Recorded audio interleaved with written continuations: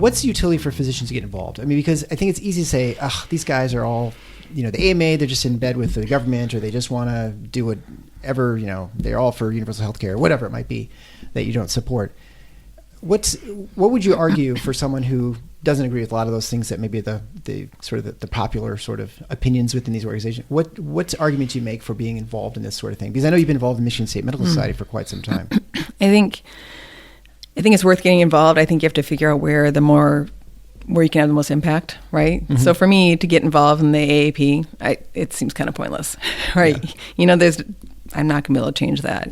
So for me, getting involved locally with the medical society here in Michigan, that's, you can have your impact there. So, but some people maybe they've been doing a lot of stuff with the AAP and they can, make a difference in that arena. Great. But yeah, I think it is worth it because that's how change happens. I mean, that's how. Well, right. The AAP is issuing statements that people are taking, right? Yeah. Or the MS, the Michigan State Medical Society, is issuing a statement, right? Yeah. So if you're not there, you can't have any impact on that, right? Right.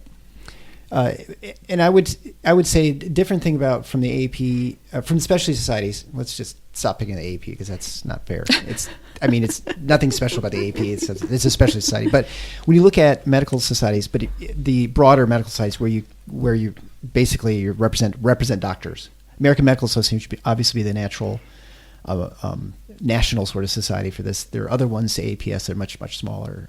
There's another one too I can't think of right now. There are other groups that represent doctors in various facets. But when you think of who represents doctors, usually it's the state medical societies that are the ones who are seen as the ones representing doctors, right? And so when there's a legislation or regulations that come along, they don't ask for input. I mean, they ask for input from the hospitals. Insurance companies probably more than physicians, but when they look for the physician's input, that's where they go, right? So that'd be another argument, I suppose, to be involved in organized medicine, so you can be in there, because a lot of things happen that aren't even legislative. Yeah.